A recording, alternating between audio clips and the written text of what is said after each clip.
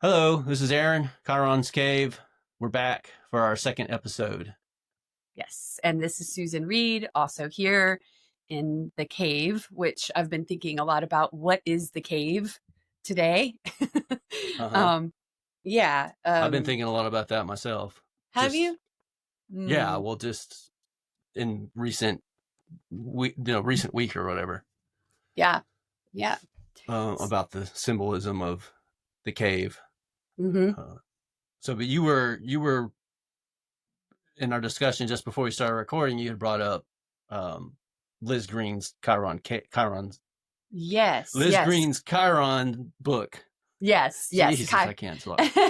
Chiron in love, the astrology of envy, rage, compassion, and wisdom. Yeah. Yes. So I've been looking at that today, and we like the process of healing and growth that Chiron sort of represents, and even the cave as the place that we go to almost like to heal ourselves or to try to heal ourselves, and this idea of curing what is ill or what has been wounded versus healing it, and the difference between a cure and healing. That she discusses that, and I think that's interesting in both our natal chart and in synastry. And I know that's a subject we've talked about, maybe discussing some just in general synastry, but Mm-hmm. then also with transits, Chiron transits. But yeah, so with the cave symbolism and imagery, and now we're getting comfortably, we're returning to this space together over the last couple of weeks to try to troubleshoot and get some kind of, even probably a feeling of safety in this new space.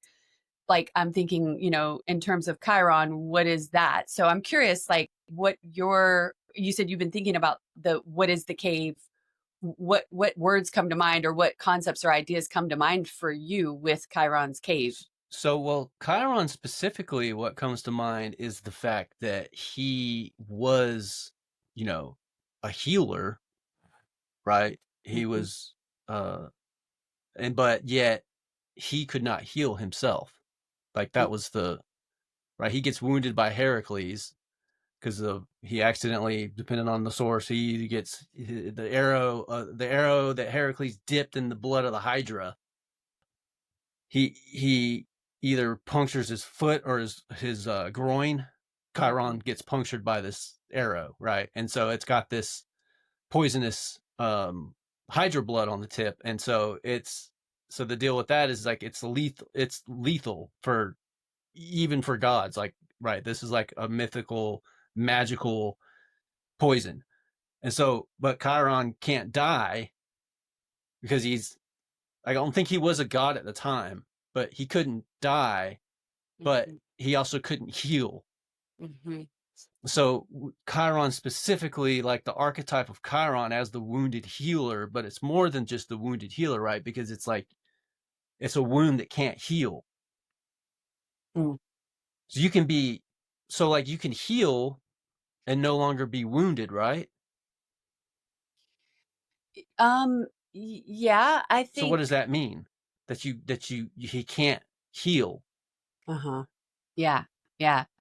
Well, and it's like he forms well, I think of it too, especially like in light of what I was reading this morning, that it's this change in the orientation toward the pain that we experience in our woundedness, that like healing is different than curing, because we're not eradicating the pain or annihilating or like making it such that the wound doesn't exist anymore, but we're forming a different kind of relationship to the pain, and in that there is healing even if it's not cured you know Pleasant, perhaps. Yeah, because we have a wound. We all come in with a Chiron wound if we use Chiron in our astrological interpretation, right? So I think it's the place that it's like it's never going to be all better. I Right. think but it's like, but it's a place that there can be a continued like deepening of awareness and continued space of understanding more deeply like what that pain is, and then through that the humility and the compassion that is formed both for ourselves in that and for others, and in our ability to like, Chiron was a teacher, right? He was a musician, would you say? um Hmm. he was a like he was An philosophical. archer, a hunter, Hmm. archer. Hunter, archer. Okay. Well, his teachers were Apollo and Artemis, Hmm. so Hmm. sun and moon, Hmm. Oh yeah. and Yeah. his father was Saturn or Kronos, Mm-hmm. Hmm. or would it be Cronus? I think Hmm.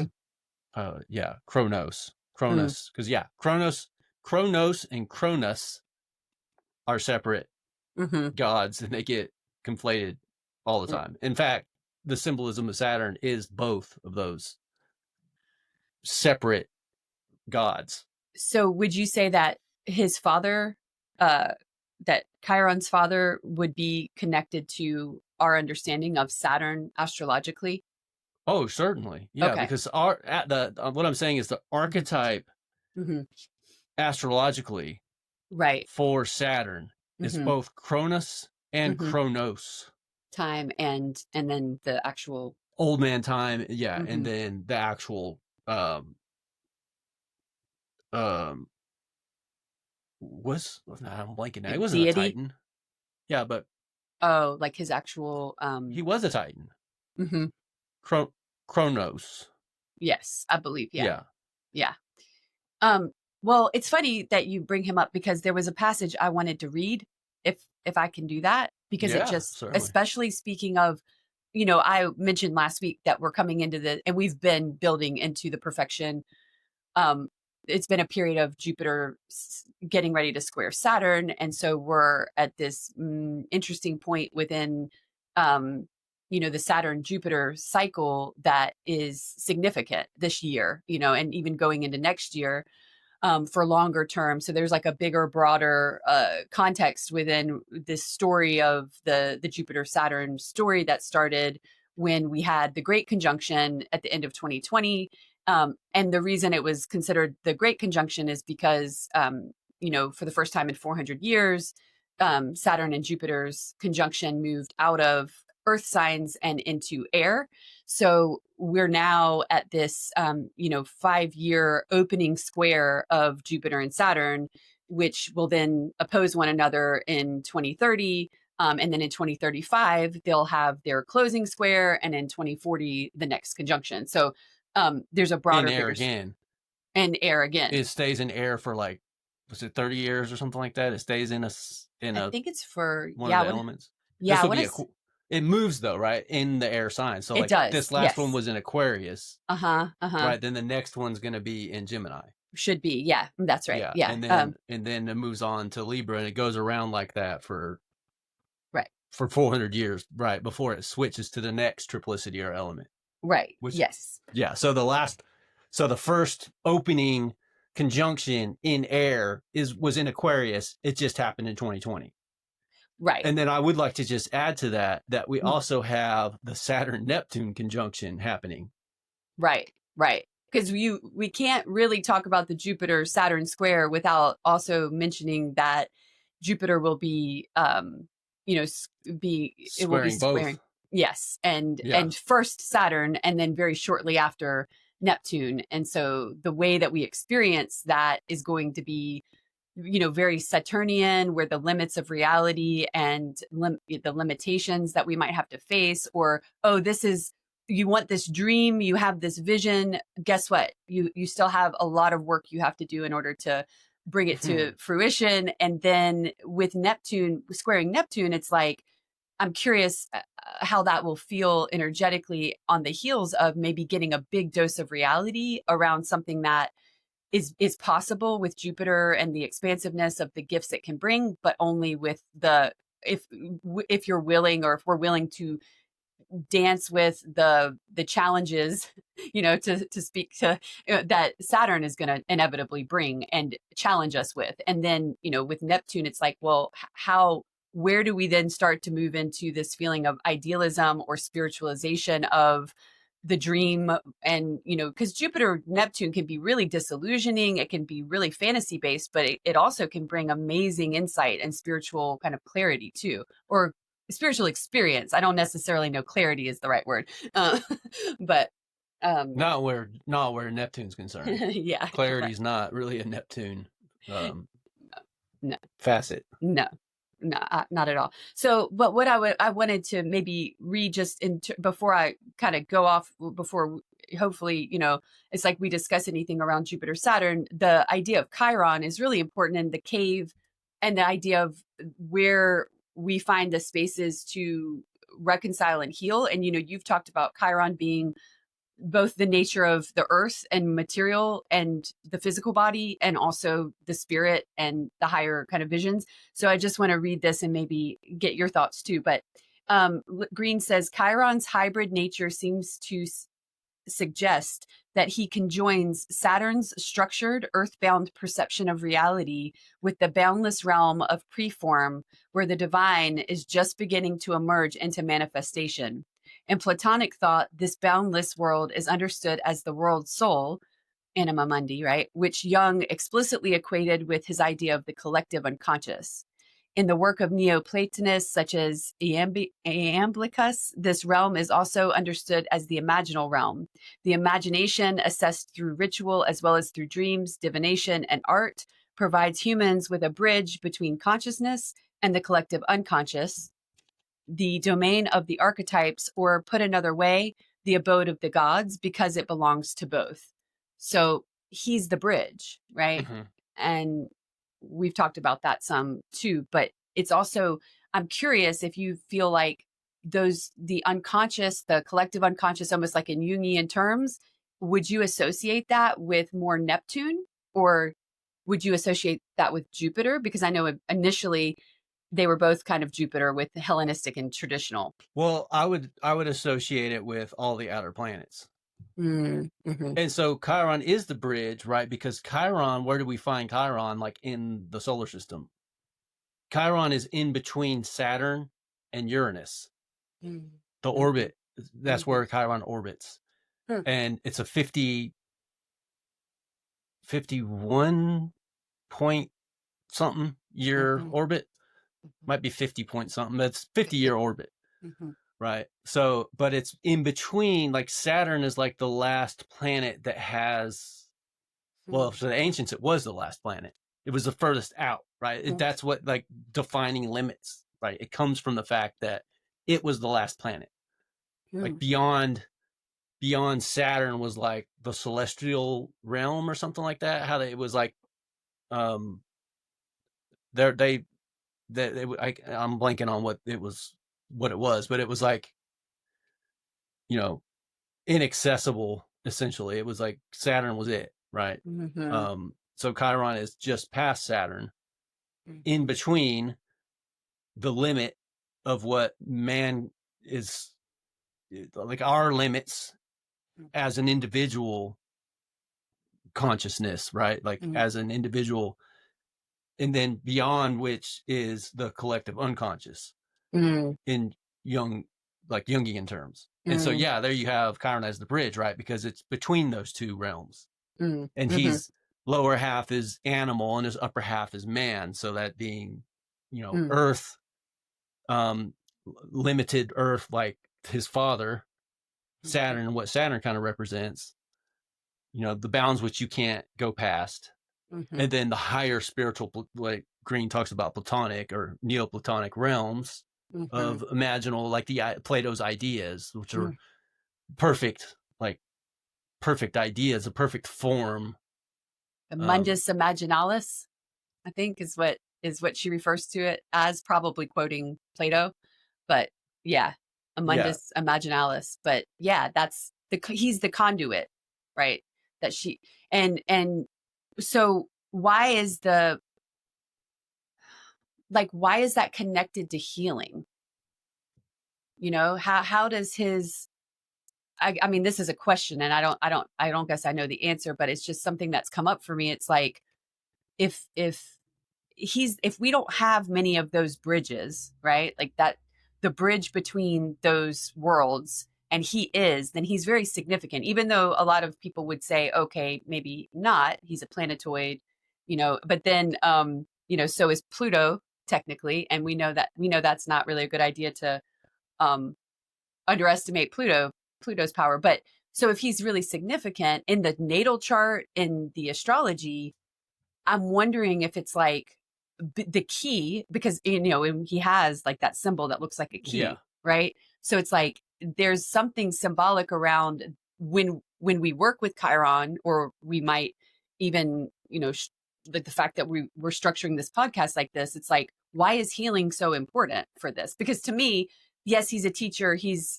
an archer, but he's a healer, and a healer who can't be healed. So um you know, that can't be completely cured.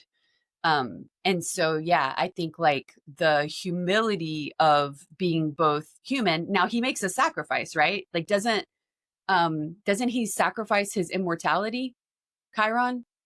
Um, Yes. That's where Prometheus comes in.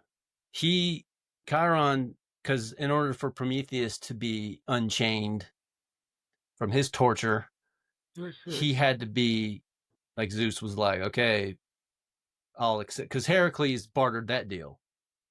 Was like, hey, Chiron, is willing to sacrifice himself for Prometheus because he's miserable and he can't heal himself.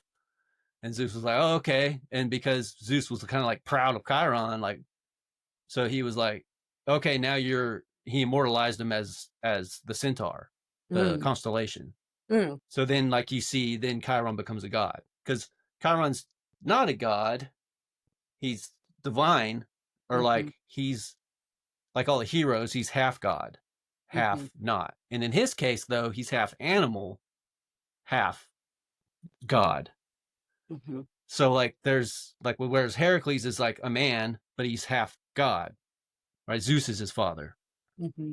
Yeah, and yeah, his mother is a mortal, a mortal woman who her name's blanking right now. I'm not. yeah. And I did want to mention though that Chiron, because it does look like a K, Uh-huh. the glyph for Chiron, but Uh-huh. it's for Charles T. I guess it's Kowal, Mm. Kowal. That's who discovered Chiron. So it's Ah, actually a K. okay. It looks Huh. like a key though, and that is symbolic. As so much of the, I think it's funny how astronomers will name something, and it's like just Mm, they're not thinking, mm, astrologically or even mythically or even archetypally or anything like that. mm. And Yeah. but it's like they can't help. It's beyond them. Like they name the thing, and then it's like, well, that's exactly what it means. Like what the astrology ends up meaning for Hmm. that particular planetary body, it ends up taking on. It works perfectly. That's synchronicity in action, is what it is. Hmm. Hmm. Yeah. Yeah, it is synchronicity in action for sure. And it kind of shows more of that mirroring of um the inner and the outer world, that kind of quantum theory, and some of the astrologers that have been looking at that kind of are saying that the scientific world and the what we think of as like the collective unconscious are not that far apart from each other, so um yeah. So healing, you were asking, your question was, why should Chiron Is be, mhm. Why what should was the question? It was like you were saying.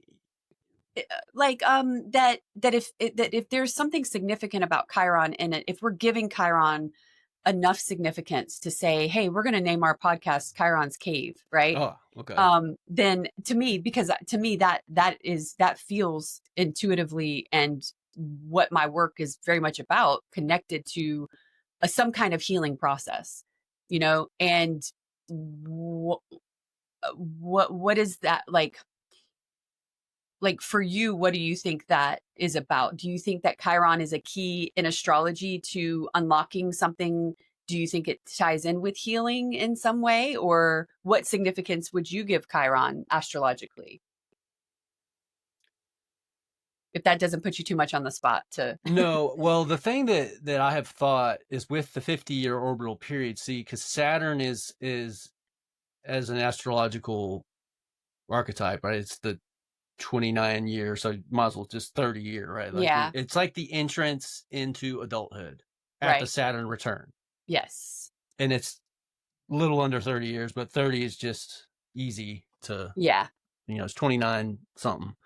Mm-hmm. But 30 is like, okay. And then, so you can see that, like you can notice it really too. Like when you hit 30, Mm-hmm. it's like you're fully formed as an adult, or, Mm-hmm. You can be at least. And Mm-hmm. up to because in your 20s, you're not like, you're playing. If anything, you're playing as an adult. Yeah. I mean, you just don't have the experience in life yet.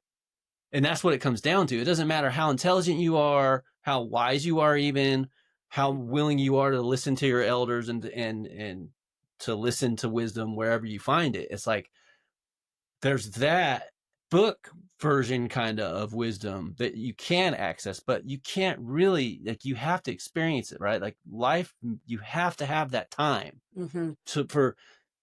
because I know when I was 18, like I had epiphanies that I would still argue are true, Mm-hmm. like big, deep, like spiritual knowing, right? That came to me very young and I knew to be true. But as I've gotten older, those truths have taken on different tones and it's like more complicated than like the original, what I thought, even though I could have voiced it to you. I could have Yes. sounded really good and I know what I'm talking about. And you could have taken more from what I potentially could have said to you than I even knew, like what I was saying. You know what I mean? Mm-hmm. So, but to bring it kind of to Chiron, it's like, okay, this is beyond Saturn, right? So it's 50 years. So it's a 50-year orbit. So like at 50 years old, so I'm getting ready to be 46 in January. So I'm 45 and a half right now. Mm-hmm. So just hit the Saturn opposition. So the Chiron return is going to happen before the next Saturn return, which happens at like 59 Mm-hmm. or 60, like Yeah. around there, right? And Yep. whereas Chiron, that orbit's going to happen at 50. Mm-hmm. So for me, so what is a 50-year-old? Like, what is a 50-year-old that a 40-year-old isn't? Mm-hmm. Mm-hmm. But it's not 60, 70, you're like, it's like the beginning of, I see it as kind of like the beginning of elderhood. Mm-hmm. Mm-hmm. Potentially at Mm-hmm. 50. Like if you're really wise, you paid a lot of attention, you had a lot of experience, right, in life, and you hit 50 years old, I feel like, and I'm not 50, I'm 45. So Mm-hmm. again, like I said, when I was 18, I maybe could say something right now that would sound, Yeah. And you might have true. something that when you're 50, you look back and your perspective now, and you have more perspective when Yeah. you Oh, I actually was hit your right. Chiron. Yeah. Yeah. I was right, but I didn't know what I was talking about. Right. Like Yeah. Yeah. that. Yeah. Yeah. Yeah. Yeah. Uh-huh. So for me, Chiron is kind of but also the other big thing about Chiron is the mentor. He's the mentor archetype, right? This is where the Greek princes went. This is where the Greek heroes went to get educated Mm-hmm. about life, about medicine, hunting, astrology. Chiron was also an astrologer. Mm-hmm. Mm-hmm. Yeah. Um, about proper relation to the gods, how to be in proper relation to the gods, how to be in proper relation to medicine and plants, because he was also Asclepius's teacher. So Mm-hmm. the Greek mythical doctor, essentially Mm-hmm. healer of, the access to the kukion and the pharmacon, like Mm-hmm. knowing plants and how to heal with them. Chiron knew all that and taught Asclepius. Mm-hmm. Mm-hmm. So yeah, you have medicine, and then there's also like the hunting part too, which I think is more a connection to Apollo as an archer, which is interesting because Artemis was also an archer. Mm-hmm. Artemis being Apollo's sister, also another version of Hecate or Hecate, however you. I don't want to say that too many times, or wrong for that matter. Yeah. Yeah, Tread lightly. you don't want to trifle with that one. Yeah. Um, Yeah. So I don't know if I've got a little long winded. You want to jump in and address any of that? Yeah, so I think like it's important. I'm glad you mentioned the medicine too, and the plants, and kind of his connection to the medical establishment, and teaching Asclepius. I don't know how Asclepius. Asclepius, because yeah, like there is something that I think can happen at 50, but even long before 50, because that isn't the first time that we experience Chiron in our natal chart or in our life. But I think like that it's at 50, having completed a full Chiron return, a full Chiron cycle, there's something around the knowledge or the acceptance of, and the humility of our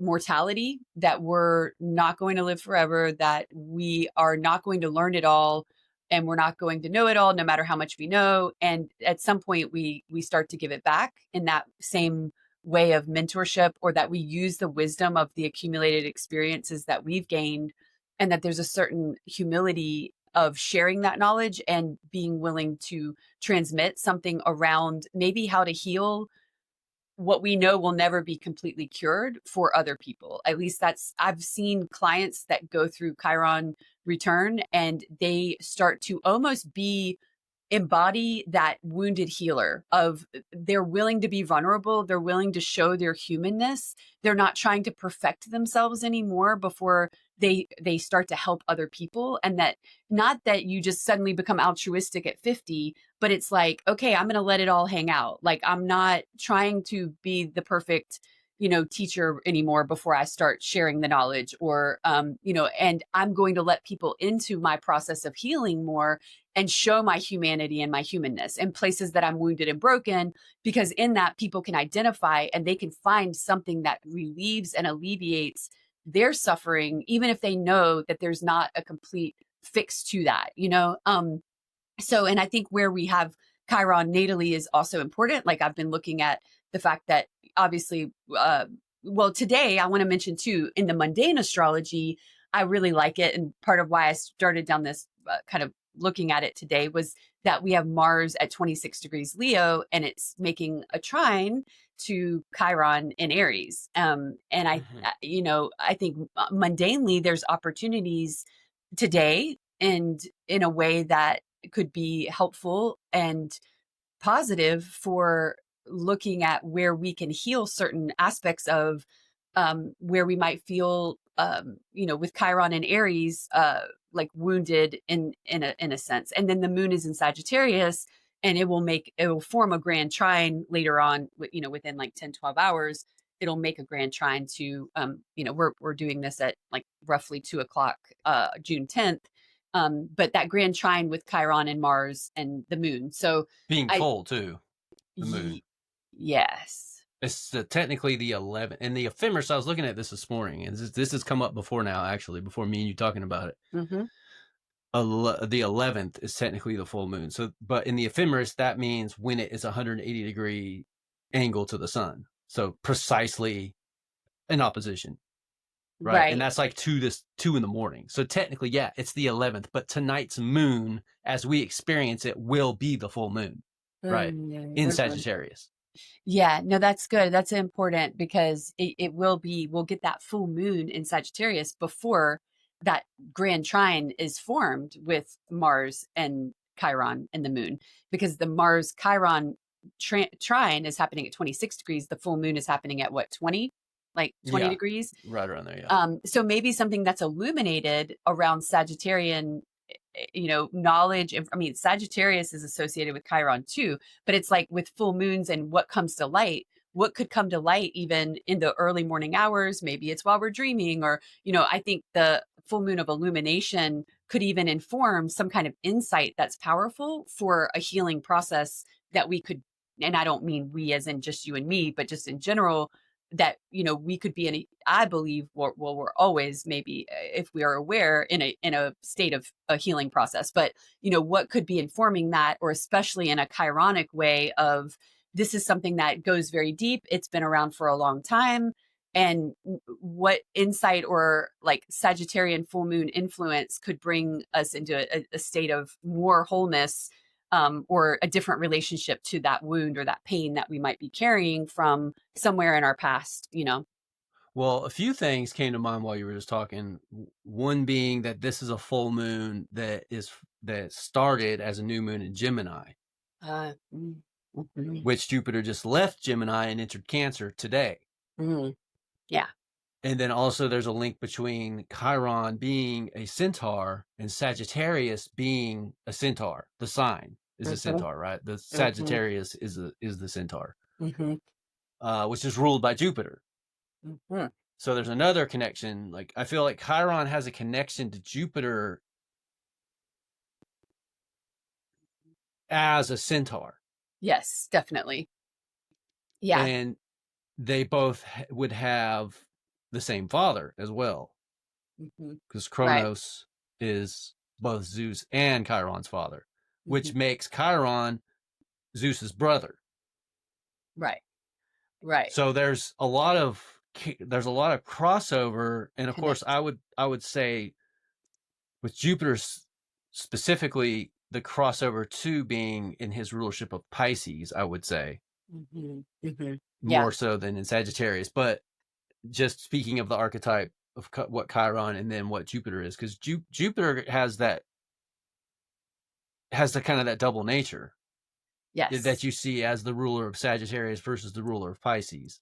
Right. Yeah, definitely. And the mutability too. Just, um, but yeah, that I think that's a good point. That's a really good point. And if I also the new moon in Gemini, that Mm-hmm. new moon in Gemini that we had was the seedling, or like there was an energy of new potentiality in the sign of Gemini, which if I were looking at that interpretively, I would say, well, what area of your chart rules, what house does Gemini rule in your whole sign house or Mm-hmm. your whole sign chart? And where might that new intention or new, vision or some kind of birth of energy, how is that playing out? And how is that coming into either a state of illumination or fullness with the full moon, and what is it that might need to be worked on or healed, that even goes back to what area of your life that Gemini rules, right? Like for me it's the eighth house, so, Oh, and this has been a month of tremendous change. And yeah, I know you've had some issues with Pluto. yeah, yeah, You yeah. just said Pluto. recently. Yeah, I Pluto's mean, been. well, this past weekend, the moon went into, on Friday night, the moon dropped into Scorpio, and with as a Scorpio rising, I'm like, oh yeah, intensity, bring it on. I'm no problem. And with the moon in Scorpio, she conjoined Vesta in Scorpio, but also Black Moon Lilith as she was squaring uh, Pluto, in Aquarius. And so just Venus was involved as well. Venus was involved. She In opposed Taurus, Venus. right? Uh-huh. So there was this T square. Yeah. With, And then, but also Venus being in her rulership right. So she in had some Taurus. dignity. Yeah. She was dignified there. And yeah, so it's, the intensity of what I think culminate has been required for me to go through some psychic changes and some significant kind of reorienting, because eighth house is intense waters. It's usually deeply psychological. Not to get too off on my chart, but just that, Also, like, death. death. Yeah, yeah, true. Transformation, death. Way to scare me, Aaron. Well, I mean, here's the thing. Like, you can't. I think about this a lot, right? Mm, And it comes in with the issue of fate, mhm. but just that being, you can't have everything be always positive. Right. It's true. Bad shit happens. Yeah. And are we going to say that that's not in astrology? Oh no, I it's mean, there. that seems Pollyannia to me. Hmm. Yeah. Well, yeah, it is. So that's not realistic. And so for me, that means it's not true. True, but I it don't. doesn't. It also doesn't mean literal death. And you're right, because I will bypass it. I'll say eighth house transformation. So I think you're being really, like good Saturn, letting, just reminding that it is ultimately the change on very physical material levels, and at the base it's death. So, it can either feel like death, or it can be death, or it can be the death of something, or, someone. No, I hear you. And Speaking of Chiron, too, I mean, I remember, I'm trying to remember. I've been racking my brain since we've been talking. I just recently was reading about how Chiron is not all fluffy and happy, oh no. right? It's not a symbol that's like, ooh, the wounded healer, so you can heal. Like, it's all about the healing. Well, no, it's also about the wounding. Yes. It's also about being wounded and not being able to heal. And that's Yes. not pleasant. No. And I think that you don't want to take the teeth out of these archetypes, because then you're not Agreed. dealing with these archetypes anymore. You're dealing with delusion. I agreed. And that's why I want to work with you and not someone else. So, Well, because you're welcome. yeah. But it's true though. It really, you're right. And it's, especially with Chiron, because where there's a wound, we tend to wound others as well. So we Yes. don't, and that Via goes projection. right. Often, right? Yeah. And that goes into the synastry too. But it's like, if we can never heal something or cure something within ourselves, then we are doomed to harm or wound others. And that's a hard reality too, because when it comes to relationships and life, to feel that we could work on ourselves exclusively to the point that if we could just get all better and all healed, then we can have great relationships and we can break cycles, and our life can take on a new meaning and our children don't ever have to feel pain. It's bullshit. We're going to hurt other Yeah. people. We're going to continue to. And does that mean we don't live our lives? Does that mean we shouldn't?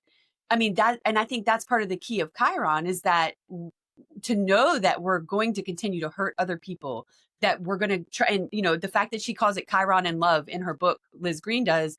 And she says, we don't think of Chiron as being connected to love. It's not like a romantic planet, but the idea of it's an inevitable part of being human, that no matter how much we want to heal ourselves, we have to continue to live in this physical reality, in this physical body, and do the best that we can, and know that it isn't going to all be better. We want to tell ourselves, oh, it's all going to be better.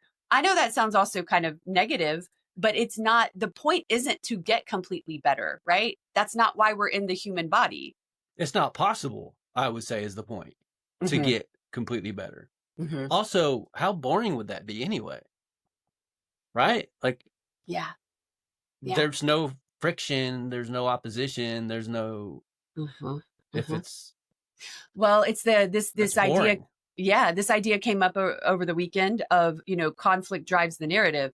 Well, our wounding tells us where we still have work to do. And I think that's a beautiful part of being human, because like you said, as far as knowledge goes, with the fact that when you were 20, you could probably give great insight and wisdom to people who were 60 because of your intellectual, kind of aptitude.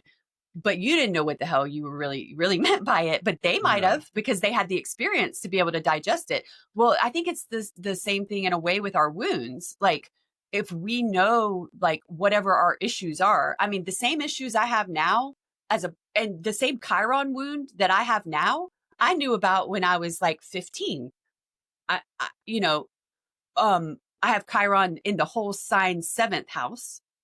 And so, like, the place I always looked for the salvation in my life was in my relationships. The place that I looked for my self-worth, because Chiron is in Taurus, was in my relationships. And I have Venus there too. So it's like, okay, that same wound is still there. And I'm 44, to tell you how old I am. But Chiron would be proud. Chiron would be proud of what? Because you said how old you are. Yeah, that's part of the Chiron wound, or the willingness to be like, oh yeah, I am fucking 44, like, shit. And so if I had a hard time with my beauty, my self-worth, right, Tarian issues around like worthiness and attractiveness and the physical body, if I had issues when I was 15 that I wanted to project into a relationship or a partnership and be like, this person will tell me, this person will make me feel like I'm worthy, Well, I definitely have fucking issues now because I'm fucking 44. Okay. So, but that doesn't mean that there hasn't been work, that there's not deep awareness, that there isn't, there hasn't been growth, but I guess to say there's layers and layers of understanding through experience of whatever that wound is, that no amount of intellectual knowledge is going to fix or change. But it really is about the humility of going deeper and deeper into understanding the wounds so that we can have a different kind of relationship with the wound, with ourselves, and ultimately with other people, you know. But of course, I'm coming from a seventh house Chiron. So, you know, it depends on where your Chiron is, which is important. It's important to know where your Chiron is to start working on that wound, both by sign and by house, right? So you're seventh Uh-huh. whole sign. If you noticed, I was looking at my phones and looking at your chart. Oh yeah. Yeah. But I have it in equal house. So then I was having to count, and then I was like, okay, I probably don't need to be Oh yeah, it was. Yeah, taking it's. my attention away from you, Oh, as it's you're okay. talking. No, it's okay. It's good. So I feel worthless now. No, I'm just so with seventh house, your seventh house with seven. so, Yeah, but you have so that's also your sun though. So right. your sun Venus conjunction, Yep. they're 4 degrees apart, and then Right. your Chiron is then just out of orb of the sun, but almost 11 degrees from Venus, so it's 16 degrees, Right. right, Yes. of Yes. Taurus. Right. Right. Yeah. So, but your Sun, Venus, Chiron are all co-present in Taurus. Um, Yes. so Correct. like you have, I would say more uh, of a Chiron signature than I would say Chiron for you has been personalized Mm, yeah. at least more than like most people. I don't know. It's Right. been personalized some. It's not like super personalized. Right. It's not like on your ascendant or at your midheaven or Hmm. even at an angle, but it is almost in orb of your sun. So, it's Yeah. something to pay attention to. Whereas with Yeah. me, my Chiron is 12th house Hmm. Hmm. in um, with Vesta. But Vesta's 6 degrees and Chiron is 9, I think. Yeah, that sounds right. Yeah. They're close. Vesta and Yeah, Chiron 3. are Yeah, close. for me, which is Uh-huh. Chiron, and then Vesta or Hestia is the other figure in our art, our what Right. would you call it? Our symbol for Chiron's Yeah. cave, Yeah. Yeah. Hmm. Hmm. which happened organically between us, and it wasn't like, ooh, I'm going to be Chiron and you're going to be Hestia. It wasn't like Like, it's yeah. like, but we are man and woman, and we are doing this podcast together, and it's like both concerned with those issues Hmm. Hmm. of Hestia and Chiron both. I would say, ironically, for me, Hestia has been more on my radar than yours. Hmm. I Hmm. would say. Yeah. I would say I kind of brought Hestia in it, and I would say Chiron would be more probably. Although Mm-hmm. I wouldn't say for us talking much that we've talked much about Chiron before this happened. Hmm. So, I mean, for the listener, how did Chiron's cave come about? I Hmm. did a tarot reading and asking specifically about like what should we name this podcast, and I pulled the Two of Wands in the Mythic Tarot. That's Jason with Chiron back in his cave behind him. The image is an image of Chiron in his cave. Jason standing there holding two wands, and then the name Chiron's Cave just popped into my head, and I was like, that would be a really cool name for this podcast, and that's how this name came, right? Hmm. And it just so happened that Hestia, shortly around about the same time, for me, Hestia just came onto my radar somehow. I don't know why. Well, Uh, yeah, yeah. Although there's been a strong intuitive pull, I feel like, and interconnectedness between um, Vesta or Hestia and the nature of what we're doing and kind of what's been divined or kind of or come through in messaging and synchronicity and symbolism, especially with regards to like my identification with her in my natal chart and yeah, what was illuminated there, the asteroid goddesses being really powerful for deepening and understanding our chart or facets of our chart in a way that just Yeah. And you've taken to that. I think you have a real gift with, and I've told you this, the asteroid goddesses and what you draw from that when you're looking at the natal chart or when you're constructing the natal chart, and kind of their dominion and what they want, what their will is for what work, you or purpose you hope to serve through the channels of your work. And with my connection to Kundalini yoga and the Yeah. association with Vesta, and Yep. and that kind of energetic, and how she shows up in my chart, it's like, yeah, because there's a powerful healing energy to that, to what Vesta's about too. If she's kind of connected into these deeper mysteries and places in life, at least that's sort of how I identify with her very strongly. It's like, it's a potent life force energy that has to do with mysteries, which may not always be clear at first. Like why she's so important may not be revealed just, because there's something more nuanced and deeper going on at play, but yeah. Well, I'm looking at your chart again, and I'm like, you're looking at your Vesta, and your Vesta's 25 Leo. So I was looking, that's going to be your 9th whole sign, correct? Yeah.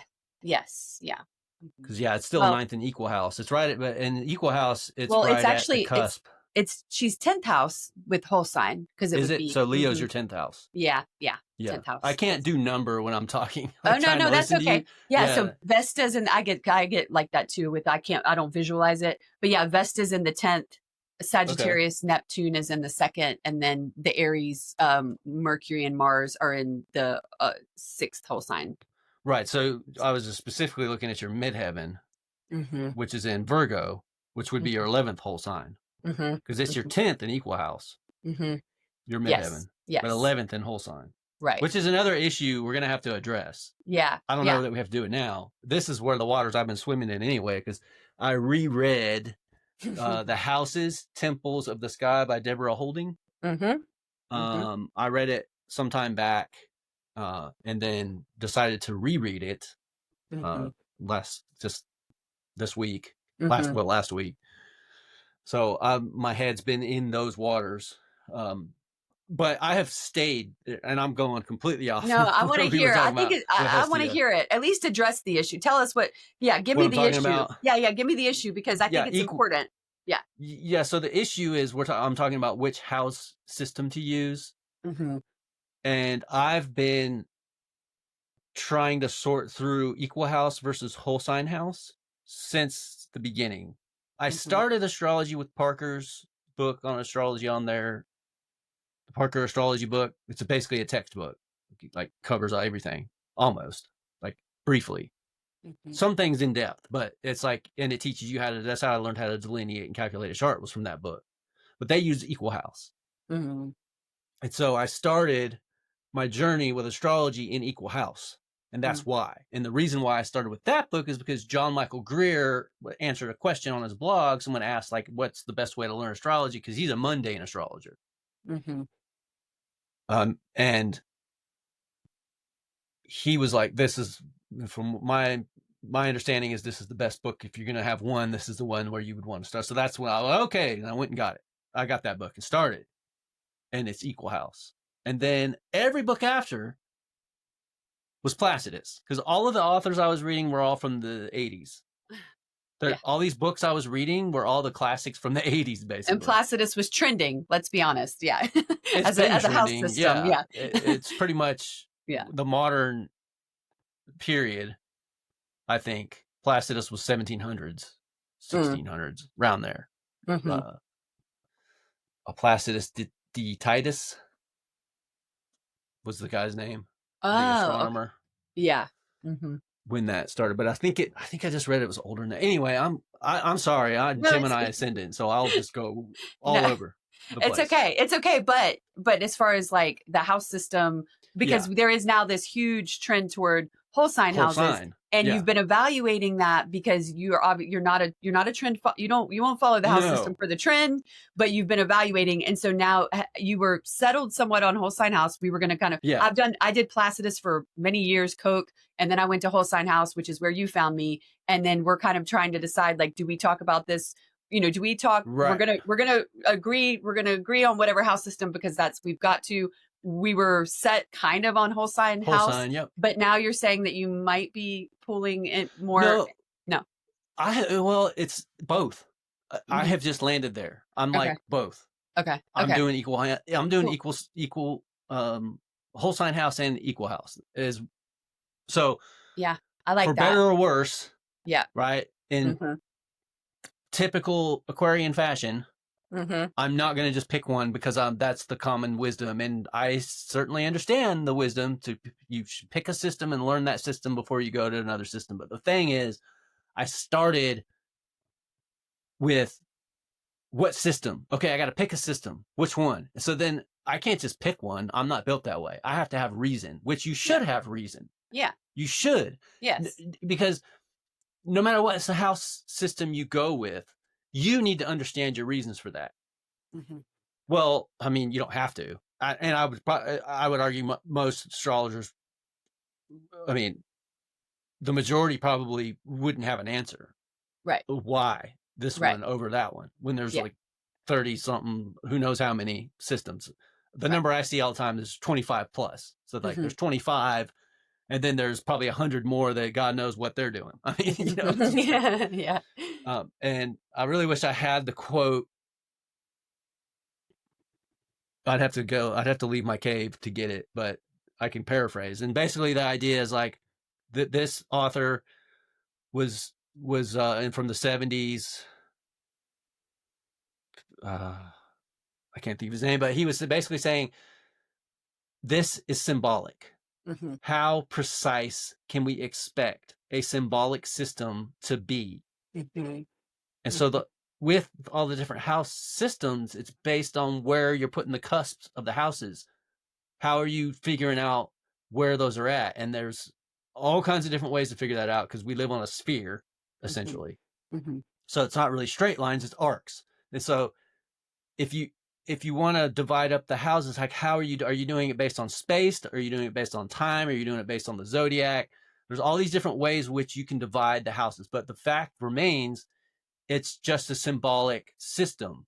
There are no houses that exist independent of our interpretation of where those house cusps and where those houses are. So, Right. Right. And so for me, the precedent has been because I started with hand-drawn charts, and then I've been using geometry. So I started making nativities or horoscopes with a compass using geometry. So I would, with the dodecagon, so I start with a hexagram and then double that basically to get the dodecagon. So the 12 equal divisions. So then you have this perfect symmetrical 12-fold division. That's why there's 30 degrees per sign. There's 360 degrees in a circle. So 360 divided by 30 is 12. So you end up with this perfect geometry. And so for signs to be 30 degrees, because the signs are 30 degrees, whether you're a whole sign house, equal house, Placidus, whatever, the signs are still 30 degrees of celestial longitude each. Right. Yeah. So yeah, let me wrap up because I know I'm probably just confusing everybody. So where I landed was, okay, I'm still investigating, but I'm like, okay, whole sign house, I see that, and I see equal house. Those both make sense for me. Which am I going to do? So I'm kind of playing with the idea of just doing both and like looking for like midpoints between them. Yeah. So like where is the midpoint? And then also though, and I'll sum up here.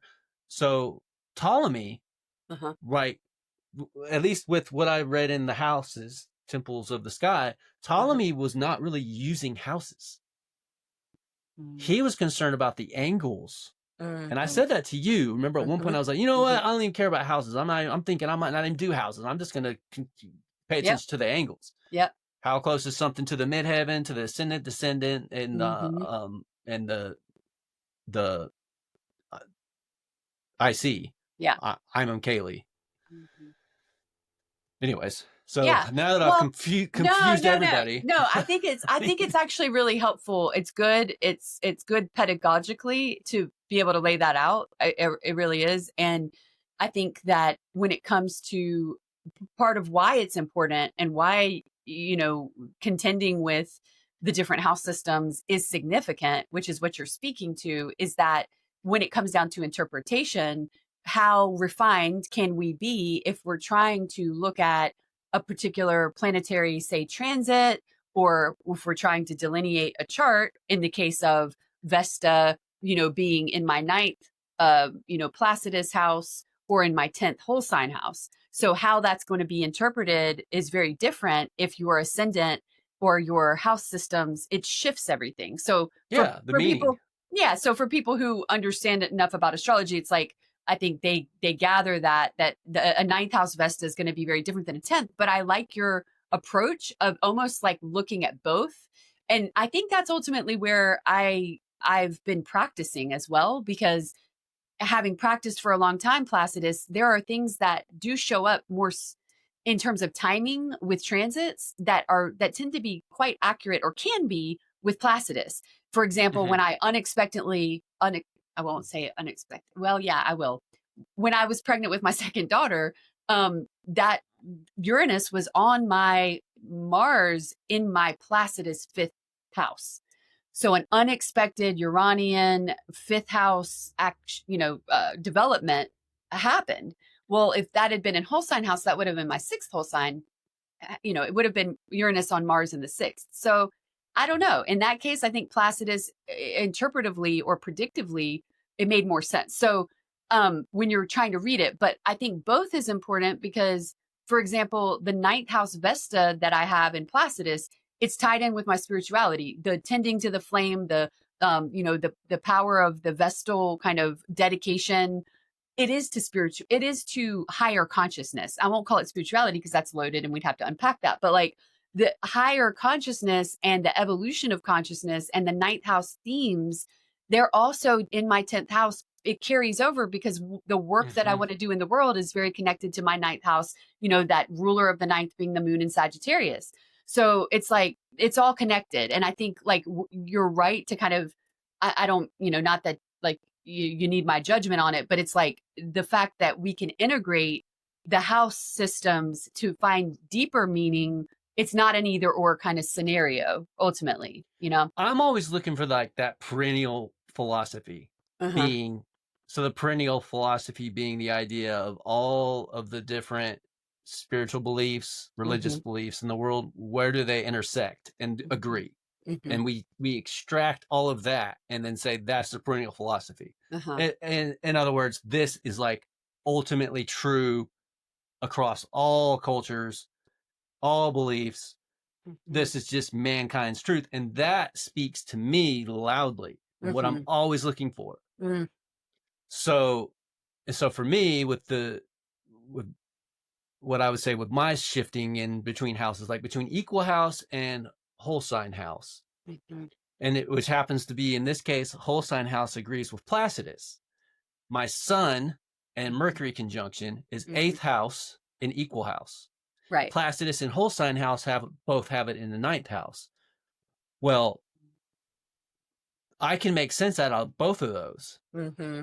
you know, Mm-hmm. but probably it makes more sense in the ninth house Mm-hmm. for me and like what my life's been. Mm-hmm. But also though, there's a lot of like overlap between Yeah. what those two houses mean, because with the eighth house, death, transformation, deep Depth, connection depth psychology, on a personal alchemy. level. Mm-hmm. Yeah, alchemy, magic, the occult, like, and then ninth though, it's like philosophy, religion, Mm-hmm. priests, like Mm-hmm. the Teaching. church, Mm-hmm. teaching, yeah, all of that. Like, so it's like they're in the same waters, Mm-hmm. kind of. Mm-hmm. What we're Yeah. dealing with in the eighth house, I mean, religion, Mm-hmm. it doesn't get much deeper psychologically than religion and what you believe about the afterlife, which is what you're doing in the ninth house. You're talking about, you know. Hmm. Yeah. Yeah. Sagittarius by whole sign, natural whole sign house. Sagittarius, Jupiter. But and then reading the houses and reading like kind of what was going on with Ptolemy in his time, um, and how they were viewing it. It's all very illuminating. And Hmm. so I'm very interested in learning about all that stuff because I want to know how we got where we are to really understand. Because what I'm interested in understanding is what is the truth, and not just like, so that's why I can't abide just pick a house, Right. just pick a house system and Right. just stay with that. They're Yeah. all correct. Yeah. While that may be true, it's not okay for me. Right. I can't just pick a house system, Right. which means I have to understand all of the options and why they're all everything. It's this whole thing, and it gets into trigonometry when you get into like Coke. It gets into like, I Yeah. can't even do the math, honestly, on that stuff, No. but No. I could still kind of conceptually maybe understand it. Hmm. I just couldn't do the math for a lot of it. But like, Right. I want to be able to do that. And so when with whole sign house, the thing is like for me, I can do the geometry on whole sign house and make a chart.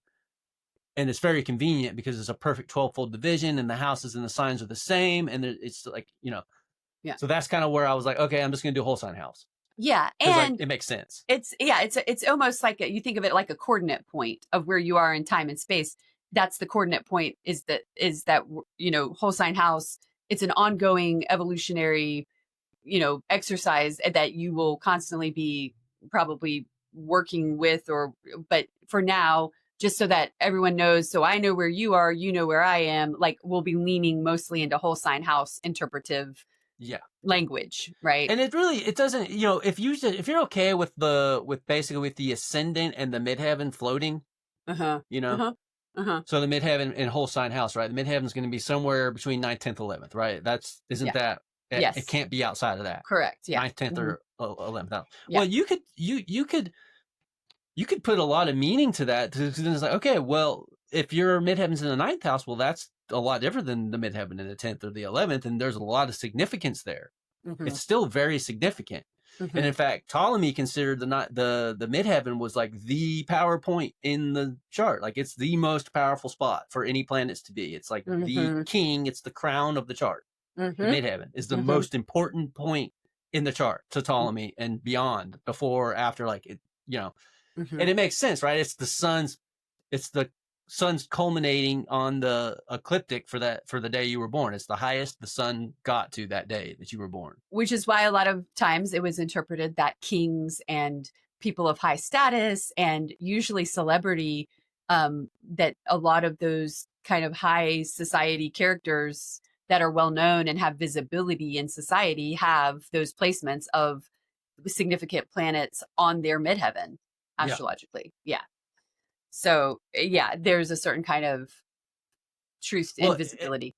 and this being beyond the house system, right? Because what are we doing? That's the thing. What are we doing with the houses? What work are the houses doing, right? You have planets and signs in Hmm. aspect. Hmm. None of that changes. You don't even need a house system, right? You're still going to have planets and signs and houses, and you're going to have aspects. What you're not going to have is the significations Hmm. that you get with the houses, Yeah, and right? this So, experiential, yeah, the richness of experiential contributing information to the narrative of kind of the hero's journey, or the areas of life where some of the plot or the action or the development might be happening both internally and also in the life of the individual, right? but you could take the angles though, Uh-huh. and you could, because I mean, ultimately, the angles are what's determining. No matter what house system you go with, the angles, right, Hmm. are going to come into play. The ascendant is typically in the midheaven. Those how are you going to divide the space between the ascendant and the midheaven? Hmm. Essentially, is The like house what you're system dealing with debate. here, Hmm. between most of the houses, like the quadrant systems. That's exactly precisely what you're doing. Is you're like for porphyry, right? You Hmm. take the ascendant and the midheaven and you just trisect that, Hmm. right? And that's it. Right. And then that gives you your house. And then you take the midheaven to the descendant and you trisect that, Hmm. and then that gives you all your houses, Hmm. right? So, um, I forgot where I was going now. Yeah, well, I think you can get quite technical about that, and I think it's good to know that that level of technical knowledge is part of what being an astrologer is involves, and that it's important to decipher. At least that's a perspective that holds a lot of, especially with earlier astrologers, because, like you said, you're able to do it by hand. Nobody could have done, not just anyone could have pulled up a chart and started interpreting however many hundreds of years Oh ago no. before. So it was a requirement. It was a requirement. You had to learn that stuff. Now we don't so much, but and I think it speaks to the importance of it, that that is research and constant evaluation and analysis that's happening for you as an astrologer, that I'm deepening into as an astrologer and my understanding, and that that's informing what we're talking about on a theoretical and a psychological and a mythical level, right? It's not, I think it's important to kind of like, that's part of who we are and what we're doing as a podcast. We're not coming in and kind of, we are chironic in that way where we're not cutting off the, you know, the bottom of astrology in order to just stay in the lofty imaginal realm with what we're talking about, you know? Um, so yeah, Yeah. and I think to the Vesta and the Chiron connection that we start, you know, you have that conjunction in your chart, and maybe we can talk more about Vesta, since we did touch and talk a little bit about Chiron, and since Yep. Vesta's the other figure, maybe we talk about her, you know, Yeah. soon, and you know, kind of unpack her a little bit symbolically, and even in chart analysis. I mean, I would love to talk about Chiron more too in terms of the synastry and transits and all that stuff too. But yeah, like in practice, how that works. But I think understanding the theory and the myth behind it is really important. You know. Yeah, and I mean, I like I say, I've been reading the houses, Temples Uh-huh. of the Sky, and then Uh-huh. also I've been reading. This is the other one I've been kind of perusing, which is Mm, Education Curriculum and Study Guide for Certification Testing for the mhm, mhm. National Council for Geocosmic Research Yeah. Professional Astrologers Alliance. That's, Yes, yes, yeah, so awesome. that's where I've been between those two. Those are the two books I've been reading, Mhm, studying for this mhm, ESAR exam that's mhm. coming up here in 11 days. Wow. Yeah, it's getting close. So, are there any areas that you feel like you really want to work on, talk about, open up before then? Well, the solar return chart, Mhm. remember I asked you about that. Yeah. But you know, at this point, I'm 11 days away. I, Yeah. 11. Really? yeah, right. Yeah. Yeah, that number comes up between us for the A lot. listener, Yeah. 11 all the time. It's All from the start. yeah. I don't remember how it Cursedly started. so. It's yeah, I don't either. 11 Um 11. I think the first time was when we started talking. It was the I first don't, time we talked in person. yeah, no, you call, like we talked.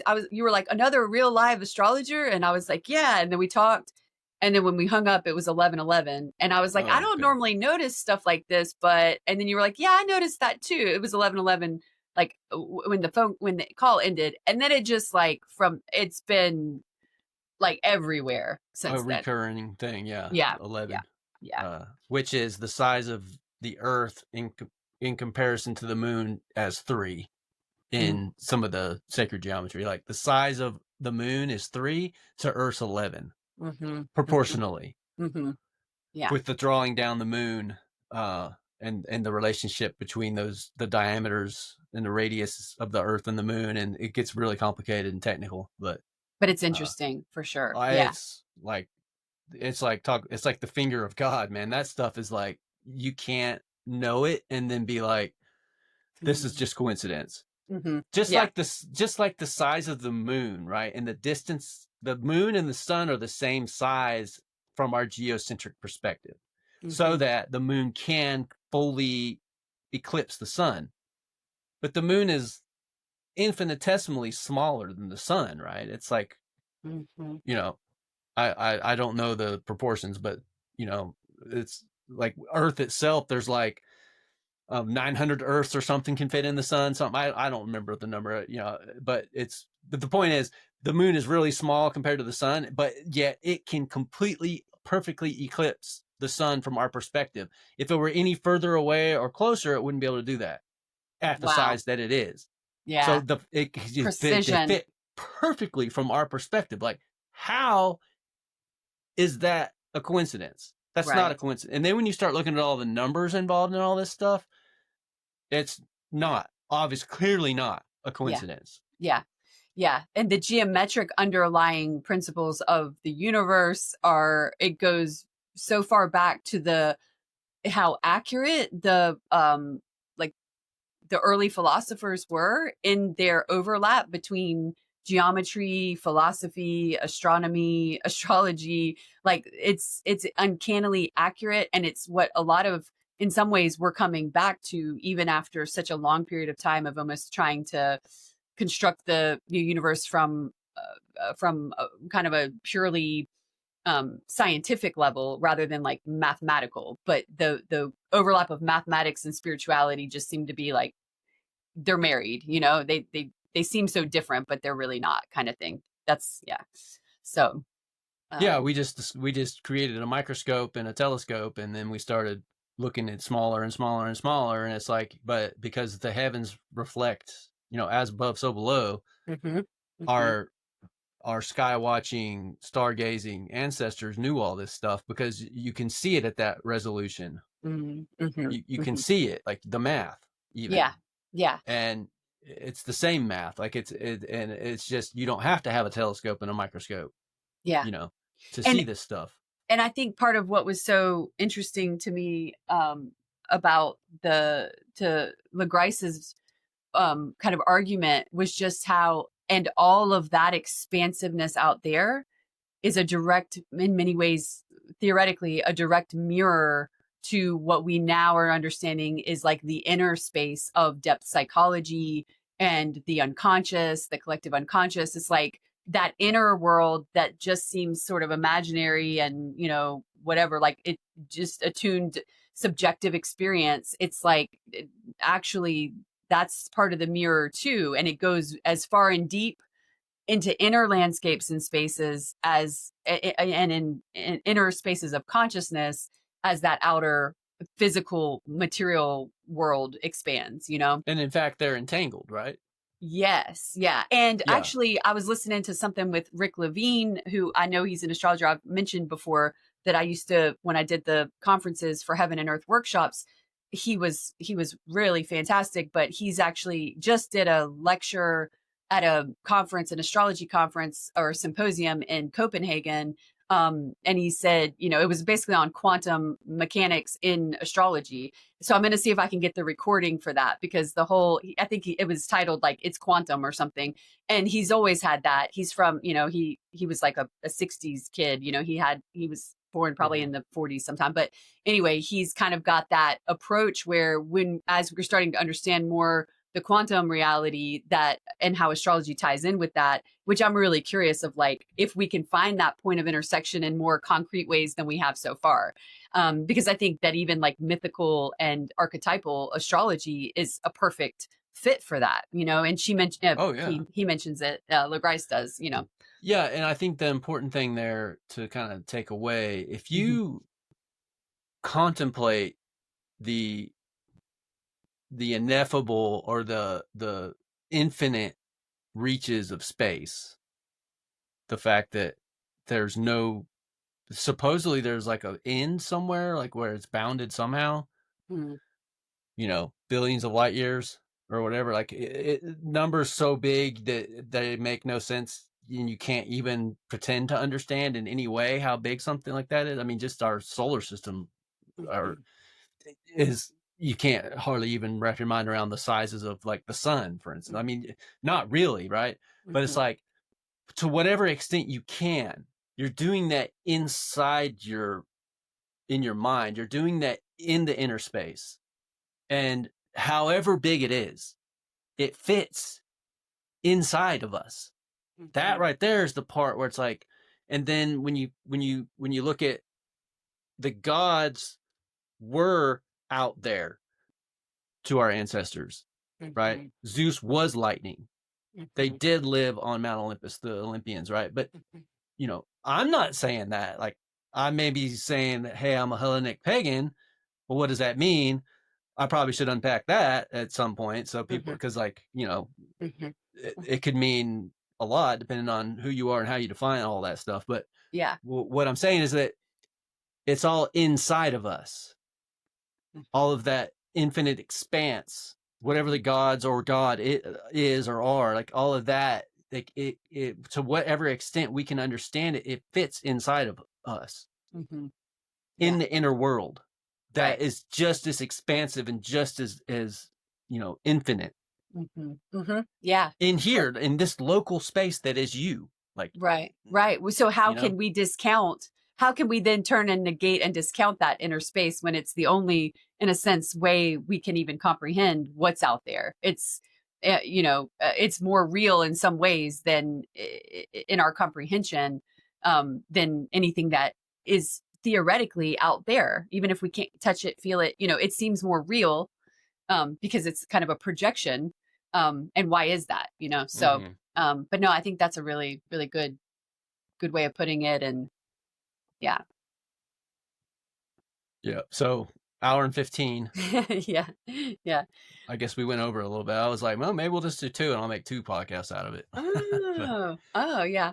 Well, is we there could always do anything that. direction wise that you want to do? If there's something you want to kind of a segue, or anything that a direction that because I know we've got plenty of places we can go from here.